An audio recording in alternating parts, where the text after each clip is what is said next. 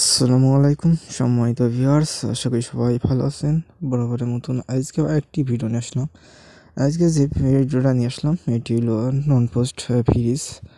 এই ফ্রিজে আমরা ধীরে কম্পিউটার সেন্স করলাম এবং গেট সার্চ করলাম, দিয়ে এখন আমরা চেকিং করছি যে ঠান্ডা কীরকম হচ্ছে, ঠিক আছে, এবং কীভাবে কম্পিউটার সেন্স করতে হয়। আর এখানে হিট কন্ডেন্সার আছে, পেছনে দিয়েছে, এবং অন্যান্য ফ্রিজে যে সাইডে দেওয়া থাকে এর পেছনে দিয়েছে। এবং কীভাবে গ্যাস সার্চ করতে হয়, কীভাবে কম্পিউটার চেঞ্জ করতে হয় সেসব ভিডিও অলরেডি আমার চ্যানেলে ছাড়া আছে। একটি প্লে লিস্ট করা আছে, আমার চ্যানেলে যান, গিয়ে প্লে লিস্ট দেওয়া আছে, সেখান থেকে আপনার দেখে আসতে পারেন। তো এটা নন পোস্ট ফ্রিজ, সেজন্য ফ্যান আছে এবং পানি দিয়েছিলাম, পানি দেখেন বরফ হয়ে গেছে। তা চেক করার জন্য পানি দিয়েছিলাম, তো এটা বরফ হয়ে গেছে এবং দেখেন প্রচুর ঠান্ডা হয়েছে, ঠিক আছে। এবং নর্মালে দেখাচ্ছি আমি, নর্মালেও দেখেন ঠান্ডা হয়েছে। এবং এখান থেকে যে নর্মালে হাওয়া বা যেটা আমাদের ডিপ থেকে যে ফ্যানটা করছে, ফ্যানের হাওয়া কিন্তু একটি ছিদ্র আছে, এই ছিদ্র দিয়ে কিন্তু হাওয়াগুলো নর্মালে আসে।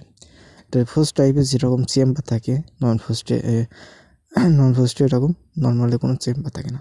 চেম্বার একটি থাকে, একটার থেকে নিচে হাওয়া আসে, ওই যে উপরে যে ফ্যানটি চলছে সেই ফ্যানের মাধ্যমে এই যে ছিদ্র দেখতে পাচ্ছেন, এই ছিদ্র দিয়ে সেই হাওয়াটা কিন্তু সার্কুলার হয়ে চলে আসে নিচে এবং খাদ্যদ্রব্য ঠান্ডা করে রাখে নর্মালি, ঠিক আছে। এবং যেটা বলছিলাম প্লে লিস্ট করা আছে, ওখানে চান, বিভিন্ন ভিডিও ছাড়া আছে।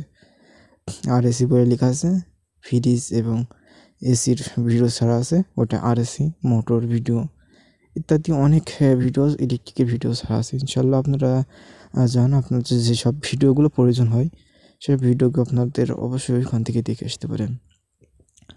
আর যারা এখনও নতুন আমার চ্যানেলটি দেখছেন, তো অবশ্যই চ্যানেলটি সাবস্ক্রাইব করে পাশে থাকবেন এবং লাইক দেবেন। আপনাদের লাইকে আমার উৎসাহিত করে যে সামনে ভিডিওগুলো, ভালো ভালো ভিডিও নিয়ে আসার জন্য। তো অবশ্যই লাইক করবেন। এবং এই যে এখন এমপিআরটি আমি মেপে দেখাবো যে এমপিআর কত নিচ্ছে লোড অবস্থায়, কত এমপিআর নিচ্ছে, মানে ক্যাশ লোড অবস্থায় এমপিআরটি নিচ্ছে দেখেন 0.9, ঠিক আছে। 0.9 এমপিআর নিবে এটি কম্পিউটার এমপিআর 0.9 অথবা 1.1 এর উপরে নিলে মনে করবেন কম্পিউটারের সমস্যা আছে। তো এখানে আমি যেটা করছিলাম, ফ্যানটি সেটিং করে একবার নাট আছে, নাটগুলো লাগাই দেবো। তো ফ্যানটি আমি সেটিং করে নিলাম। তখন যেটা দেখলেন ফ্যানটি জাস্ট এভাপোর্টের ওপরে লাগাইছিলাম। এখন আমি ক্যাসিংগুলো লাগাবো, যে ফ্যানের ক্যাসিং আছে, ফ্যানের ক্যাসিংয়ের সাথে এখন আমি ওর ভেতরে সেট করে দেবো, ঠিক আছে। তো এখন দেখতে পাচ্ছেন এখানে খুলছিলাম, খোলার কারণ আছে, কারণ ওখানে তো এমনি সেট করে রেখেছিলাম, ঠিক আছে। নাট দিয়ে এবার একবার লাগাই দেবো। তো এখান থেকে একটি নাট ছিল, নাটটা খুলে নিলাম, নিয়ে এবার এই কভারটি লাগাবো, যে ফ্যানের কভারটি আছে এই কভারটি সেটিং করে নিলাম সুন্দরভাবে। নেওয়ার পরে নাটটি সুন্দরভাবে লাগিয়ে দেবো। তো একদম ইজি বিষয়, এগুলো ফ্যানগুলো চেঞ্জ করতে হয়, একদম ইজি বিষয়। কিলাম সিস্টেম আছে, কিলামগুলো খুলবেন, খুলে ফ্যানটি চেঞ্জ করে নতুন আরেকটি ফ্যান লাগাই দেবেন। এবং এখানে থার্মোস্টার সুইচ আছে, থার্মোস্টার সুইচটি আমি এই যে ক্যাসিং আছে, ক্যাসিংয়ের ভিতরে সেট করে দেবো। তো আমরা আগে তারের সাথে যে একটি ক্লাম আছে থার্মোস্টার সুইচের, ওটা আলাদা করে নেবো। নেওয়ার পর আগে আমরা ক্যাসিংয়ে সেট করব।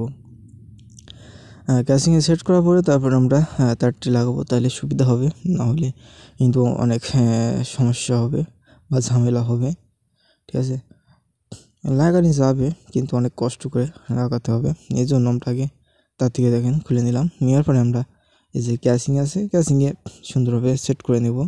থার্মোস্টার যে তারটি আছে, তারটি থেকে আমরা তারপরে যে বেলুজ আছে, যেটা আমাদের কাবুলারি টিউব বলে থাকেন, সেই টিউবটি আমরা সুন্দরভাবে সেটিং করে নেব। ওর একটি নির্দিষ্ট জায়গা আছে, সেই জায়গায় গিয়ে আমরা সুন্দরভাবে সেটিং করে রেখে দেবো। দেওয়ার পরে আমরা ক্যাসিংয়ের সুন্দরভাবে সেট করব এবং থার্মোস্টারে যে তারটি খুললাম সেই তারটি আমরা সুন্দরভাবে লাগিয়ে দেব।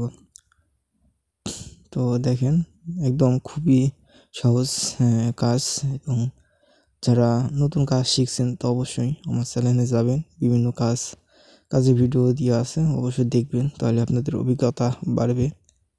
আর যারা উস্তাদ তারা দেখছেন, তো অবশ্যই যদি ভুল ত্রুটি হয় ক্ষমা দৃষ্টিতে দেখবেন, এবং ভুলগুলো সংশোধন করার জন্য অবশ্যই কমেন্টে লিখে দেবেন যে অমুক জায়গায় ভুল হয়ে গেছে, তাহলে সেটা আমি সংশোধন করে নেবো ইনশাল্লাহ। তো সবাই ভালো থাকবেন, সুস্থ থাকবেন, ধন্যবাদ।